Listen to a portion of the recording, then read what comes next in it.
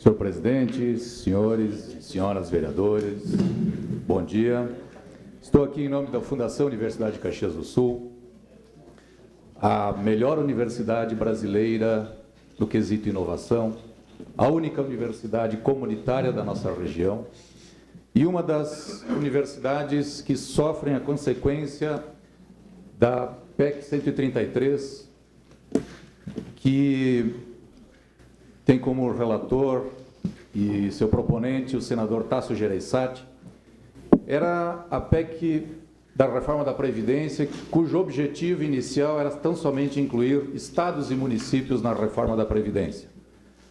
Todavia, vários acréscimos foram feitos nessa proposta de emenda à Constituição, e uma delas influi diretamente na imunidade tributária das universidades ditas filantrópicas.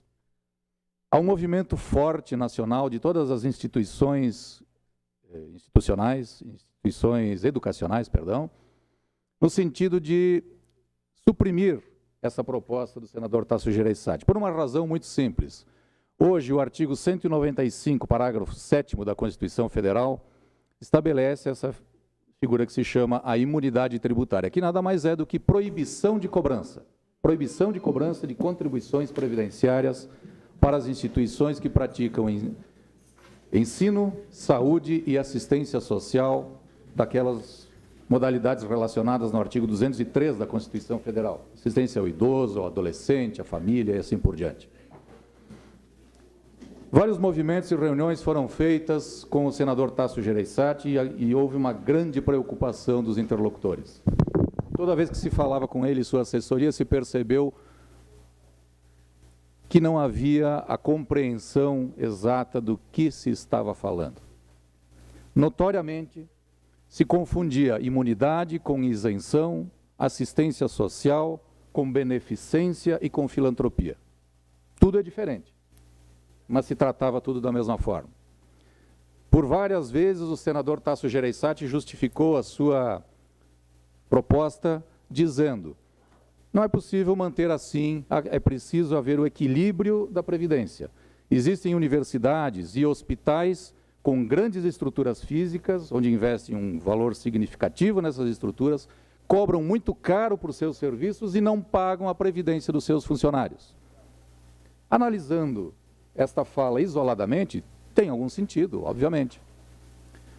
De outro lado, não considera o senador Tasso Gereissati, quem discutia esse tema, que as universidades não pagam a cota patronal dos seus servidores, ou seja, 20% da folha de salários, mas em contrapartida dão 20% da receita de suas mensalidades em gratuidade, em bolsas de estudo, o que matematicamente é mais do que o dobro da contribuição previdenciária. Outro aspecto que também se percebe que não há uma compreensão eficiente sobre o tema é que se fala muitas vezes que essas instituições filantrópicas, na verdade, não estão sabendo dizer o que é filantrópicas.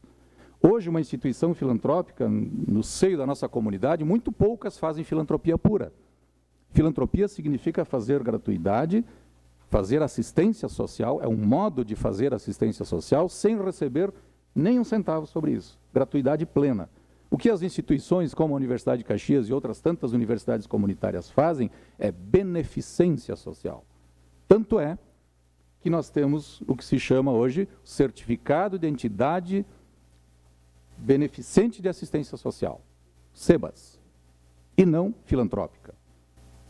A beneficência se caracteriza por fazer assistência social podendo cobrar parte dos seus serviços, o que é exatamente o que a universidade faz. Ela cobra de quem pode pagar e dá bolsas gratuitamente para quem não pode. E o grande detalhe que também não se percebe aqui, por isso a minha fala aqui em nome da instituição, para conclamar os vereadores, já agradecendo a moção apresentada de autoria coletiva, é de que as instituições como a Universidade de Caxias do Sul, elas praticam a atividade relativa ao terceiro setor brasileiro. O governo brasileiro não se mantém, não consegue fazer o que o terceiro setor faz para o Brasil. Se as instituições comunitárias perderem esse benefício da imunidade tributária, automaticamente a de estudo. Eliminando as bolsas de estudo, o ensino será elitizado.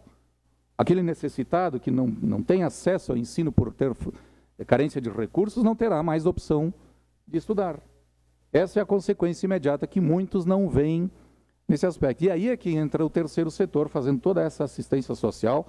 E o grande problema é que, na fala do senador Tasso Gereissati, ele diz: é preciso tão somente equilibrar essa questão fiscal, cobrar das instituições cobrar a contribuição previdenciária das instituições que cobram muito pelos seus serviços e, portanto, pagar a cota patronal. Porém, é preciso compreender que essa atuação do terceiro setor ela tem outros viés. São números extremamente elucidativos das instituições nacionais representativas das instituições de ensino, que falam que para cada R$1 que as instituições do terceiro setor viabilizam, custaria mais de R$ 4,38 para o governo brasileiro.